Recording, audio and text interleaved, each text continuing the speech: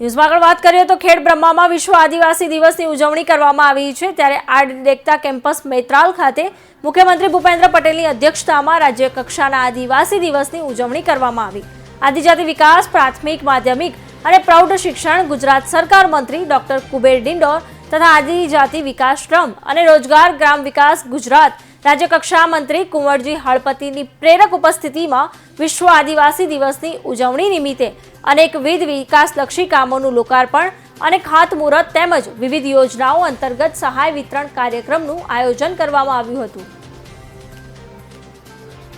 સંયુક્ત રાષ્ટ્ર સંઘે જે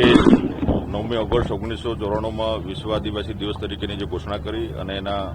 માનમાં પૂરા વિશ્વમાં જ્યારે આદિવાસી દિવસની ઉજવણી થાય જેના ભાગરૂપે અમે પણ ગુજરાત સરકારના માધ્યમથી આદિવાસી દિવસની ઉજવણી એક વિકાસના રૂપમાં કરીએ છીએ અને વિકાસના રૂપમાં આદિવાસી સમાજના મારા આગેવાનો છે, આપણા વડીલો, માતા બહેનો, યુવાનોને વિકાસના કામોમાં એમને એનો લાભ છે એને મળે એના માટેના પ્રયત્નો આદિવાસી કરે। 365 દિવસ તો આદિવાસી સમાજના ઉત્થાન માટે સન્માન્ય દેશના પ્રધાનમંત્રી નરેન્દ્રભાઈ મોદી સાહેબે જે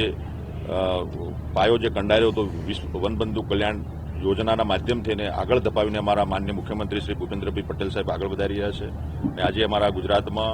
જે આપણા 14 જિલ્લાઓ અને આપણા 26 જેટલા સ્પોટ પર અમારા મંત્રીશ્રીઓ, અમારા આગેવાનો અને અમારી જે ગુજરાત સરકાર